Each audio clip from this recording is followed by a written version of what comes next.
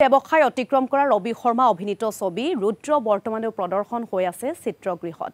তাৰ মাজতে আজি বেলতলাস্থিত মেট্ৰিক ছবিগৃহত বৃদ্ধাশ্ৰমৰ ককা আইতাসকলৰ সৈতে অভিনেতা ৰবি শৰ্মাই উপভোগ কৰিলে ৰুদ্ৰৰ বিশেষ প্ৰদৰ্শনী।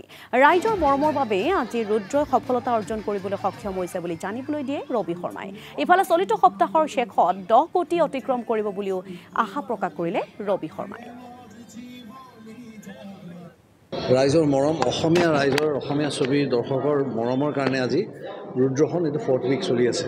আজি মই উপস্থিত এতিয়া মেট্ৰিক্সত ইয়াতে মাদাৰ্ছ হোম বৃদ্ধাশ্ৰমৰ যিখিনি মানুহক আমি চিনেমাখন দেখুৱাইছোঁ, এইবিলাক আচলতে আমাৰ কাৰণে বোনাছ হয়। এইবিলাক তেওঁলোকৰ আশীৰ্বাদ আচলতে, আৰু তেওঁলোকে আশা কৰি থাকে আমাৰ পৰা। যোৱা বছৰ মই ৰুদ্ৰৰ সময়তে মই তেওঁলোকক দেখুৱাইছিলোঁ চিনেমা গণসাৰথী ওল্ড এজ হোম।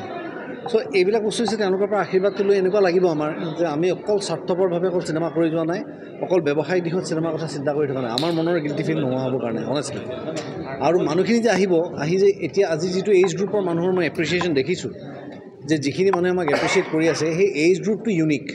যে একেবাৰে 2-3 বছৰীয়া ল'ৰা ছোৱালীৰ পৰা আৰম্ভ কৰি এই বয়োজ্যেষ্ঠ মানুহ যিখিনি আছে, আৰু আমাৰ আটাইতকৈ ডাঙৰ USP এইটো যে আমাৰ পৰিয়ালৰ আটাই একেলগে উপভোগ কৰিব পৰা চিনেমা।